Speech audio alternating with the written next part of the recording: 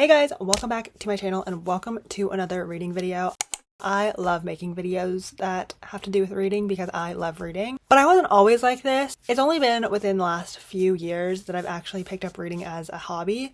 And I thought it would be fun for today's video to go back to those books that I read in 2021, 2020, 2019-esque and reread them and see if they still hold up, if they're actually good books, and if I would read them today, I guess. So that's what this video is. I read 3 books. Without further ado, let's get into the video. This is the book that made me want to do this video because I want to reread this so bad, especially before the adaptation comes out. I'm 117 pages in. I started it a couple days ago, but like the 100 pages that I read in one sitting. I remember it being cutesy, I remember it being fun, I remember it being a rom-com, and that's exactly what it's giving and what I need right now. It's been a couple days since I said I was reading this book, People We Meet on Vacation by Emily Henry. I am 265 pages in. I've read every Emily Henry book that she's put out since this book. This one follows Alex and Poppy. They are complete opposites, but they've been best friends since college, and every year, no matter where they are in life, they go on the summer trip. So it flashes between present and past timelines, with the past timeline being all the different trips they've ever taken throughout these summers. And then it leads up to the present when you realize that they haven't talked in 2 years and they're going on another summer trip to kind of like relive those memories. And you're finding out why they haven't talked in a couple years, what was kind of like the driving force of their distance and what's going to bring them back together. Just the way that Emily Henry writes her characters, they all feel like you can relate to them in some way. So I'm almost done. I have about 100 pages left, and then we can give my final thoughts, final rating.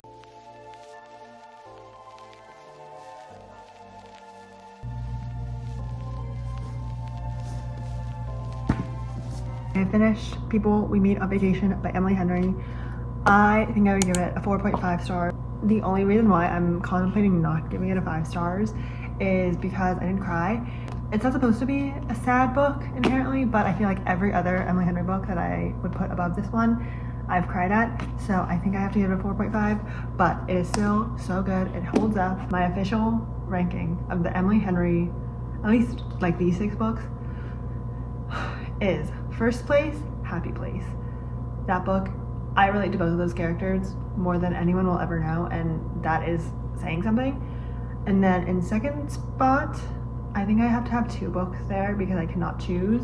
I've read Book Lovers more recently than Beach Read, but Beach Read is so devastating that I don't think I can reread it again. So I'm gonna put Book Lovers and Beach Read on number 2. Number 3 is gonna be Funny Story and People We Meet on Vacation. There's not supposed to be 2 in the same category, but I cannot choose between. I think they both kind of sit in a similar spot in my head, so they're gonna go in the same spot on my ranking. And then at the bottom is Great Big Beautiful Life. Nothing against that book, it just wasn't my favorite. This one's very, at its core, romance, rom-com, whereas like Beach Read and Happy Place and Great Big Beautiful Life, those feel more like women's fiction and romance, whereas this one is just like wholeheartedly romance. Anyway, on to the next. I am at the point of my reading journey where I have to pick up a book immediately after I finish another one.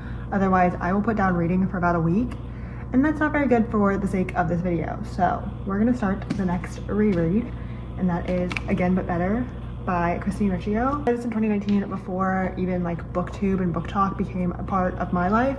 I'm excited to see what I think about this book 5 years later, 6 years later. Ew. I remember almost nothing about this book. I do remember she is studying abroad in London, and then something happens and she like goes back in time to relive it.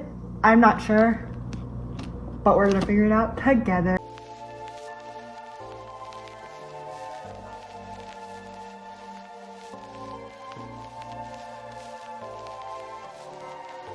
Yesterday I started Again But Better, and I am 84 pages through it, so I'm not very far into it. It has like 360, I think. Definitely reads very YA. Shane is our main character, and she is going to study abroad in London for a writing program, and she didn't tell her parents that she was doing a writing program. They actually think she's on a pre-med track, so she's lying to her parents, but also she's trying to get out of her shell, meet new people, meet new friends, make new connections. She starts an internship and all that stuff. So that's kind of what we're reading about in the first like 80 pages. It's not almost 400, maybe 360. And I think it's really funny the parallels between this book and People We Meet on Vacation, because this one, she's wanting to be a travel writer, travel blogger, and in the other one, she's also a travel blogger, so that just made me laugh. Anyway, I'm gonna continue reading this throughout the day. I have some other things that I need to get done, aka looking for a job and stuff, but yeah, I think it's fun, I think it's interesting.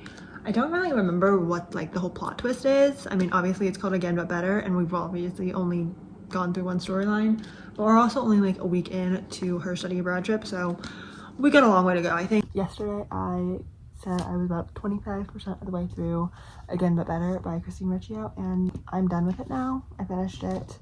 I enjoyed my reading experience a lot more the second time. I honestly obviously don't remember exactly what I felt about the book 5 years ago. It's been a few weeks, I think, since I updated this video last, because I've been going back and forth between rereads because I haven't really wanted to read the books that I chose originally for this. So I started like You're Not Special by Megan Rinks. I also started The Hating Game. Currently the book that I'm on is The Love Hypothesis by Ali Hazelwood, which obviously is a book that blew up on TikTok, and now they're making a movie out of it, which I think is funny if I end up finishing this book, that this one and also People We Meet on Vacation turned into adaptations. I'm reading on my Kindle.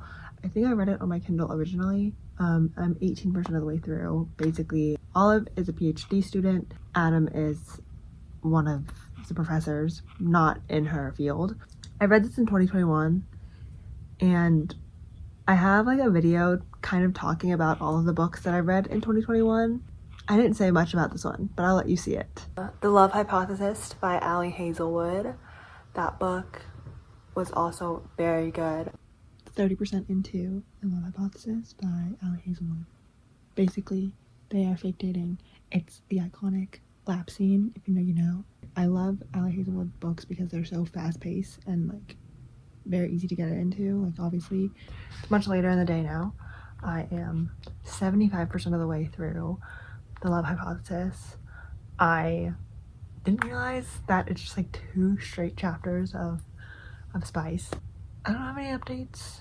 I don't see this being a 5-star read now. This book was one of the books that got me back into reading, so it's fun to kind of remember all the things that have happened.